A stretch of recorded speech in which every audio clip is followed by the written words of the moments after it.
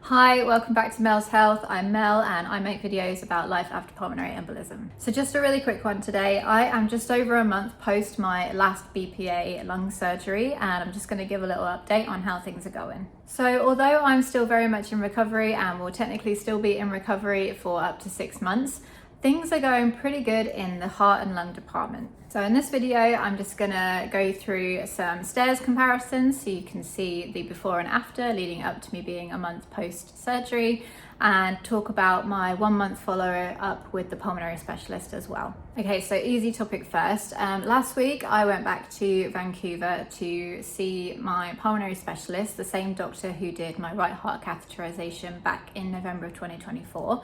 But before actually seeing him in person, I attended an echocardiogram. So the echo took kind of just under an hour to complete, and then I was actually handed a prelim report straight after. I don't really have that much to say about the echocardiogram scan because it's not exactly an invasive or painful kind of scan. It's just quite long while you're laying there. You're staring at images on a screen which you have no idea what's going on, and you're just waiting for them to finish prodding around your chest with some cold gel. But the echo showed all positive signs of recovery with no elevated pressures or other causes for concern.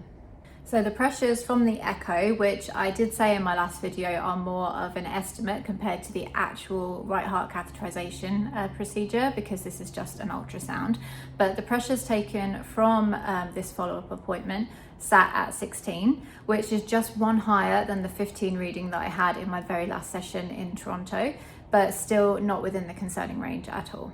So if you saw my last video all about CTEPH, you would have seen that graph that I posted, and you'll see here that I am still very much in the green zone, which is great news, passing my heart exams with flying colours. And it's also positive that initially all of the doctors were kind of saying that, you should have yearly echoes just to kind of keep an eye on any heart strain that might happen. But after this follow-up, my first doctor that I've spoken to was saying you probably only need it now every 5 years unless something untoward was to happen in the time being. He also did an EKG whilst I was in the room having the follow-up appointment, which is, if you've ever had one of those, it's much quicker than the echo. So they put those little tiny stickies all over you and hook you up, and then they just get that printed out reading just whilst you're sat there in the room, and he had no concerns there at all either. So we then finished off the appointment with me just having some more baseline info put in, and I did a simple walk test. So at rest, they started taking some vitals. So I had my blood pressure taken and the pulse ox machine. And then they asked me on like a scale of 1 to 10 on some sheet that they had about my current fatigue levels and how I was generally feeling about being breathless. Obviously at rest, I was feeling absolutely fine.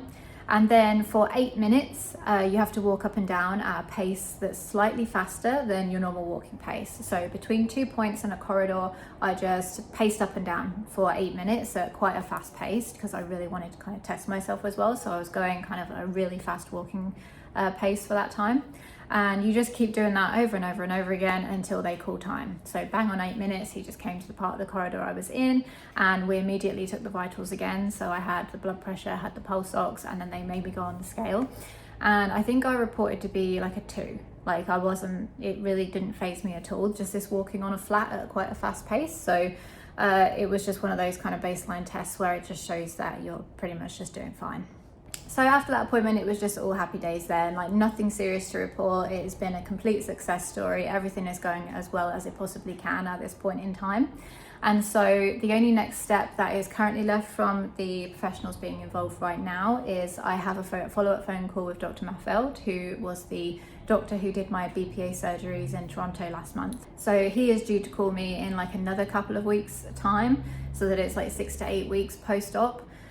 So we'll see what comes of his conversation and the types of questions that we go through on the day and what recommendations and stuff he has. But as it stands, everything is as good as it can be. All right, so let's just get to where am I at with the breathing.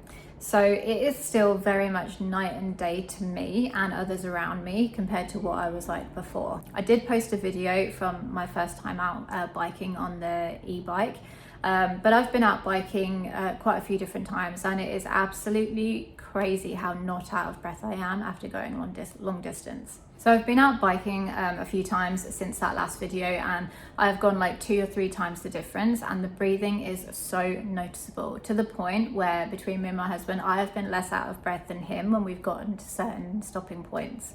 So even though I am not like physically fit and I'm still getting tired because I'm massively out of practice after not having a lot of time on the bike this season, the breathing in itself is the one thing to just take note of, that it is just so noticeable how much has changed. But in a more controlled environment, this is my stairs comparison. So to remind you, this is where I was at right before we left for the BPA procedures. Okay, so felt slightly dizzy then actually.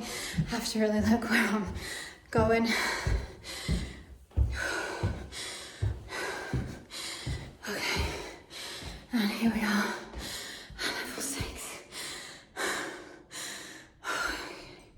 So as you can see, I didn't even have enough puff to get the words out then to say that I was on level 6. So this next video is 72 hours post-discharge. So in this time, I had been discharged from hospital. We had flown back and traveled back from Toronto back to BC.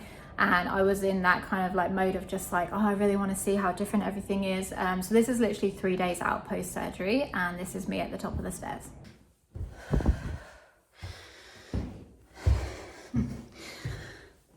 And we're at level 6, which I couldn't even verbalize last time.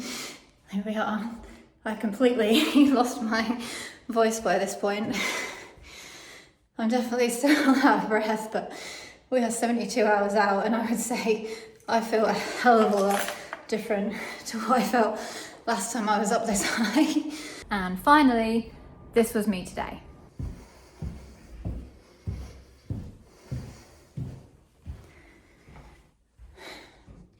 At level 6. I say that's a success. So of course I'm still out of breath when I get to the top. You know, I'm not expecting to have like zero breathlessness when I've just walked up 6 flights of stairs. I'm still not physically fit, but I think my breathlessness has improved massively.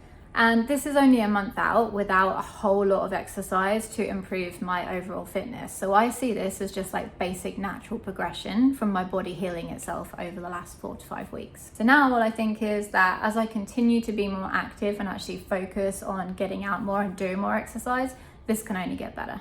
So if you are due to go for BPA anytime soon, or if you know anyone going for BPA, I do hope that gives you some hope that there can be success after procedures like this without having to go into any invasive surgeries or anything like that. In terms of the other video that I'm trying to work on, I know a few people out there are waiting for me to make the video with the actual images from my surgeries so that you can see the catheter and the balloon actually doing its thing. I am working on it, but it's just taking a bit of organization because I have to use a specific medical viewer to actually go through these images. So it's a little bit laborious trying to put all that together and then using like screen recording software in order to put that in, but I promise you it will come. I am putting it together, but today I just wanted to give a brief update on life after BPA 1 month out, just to kind of have this in place and show that it can be successful. But for now, that's all I'm going to talk about today. So thank you for watching, and I will see you on the next one. Bye.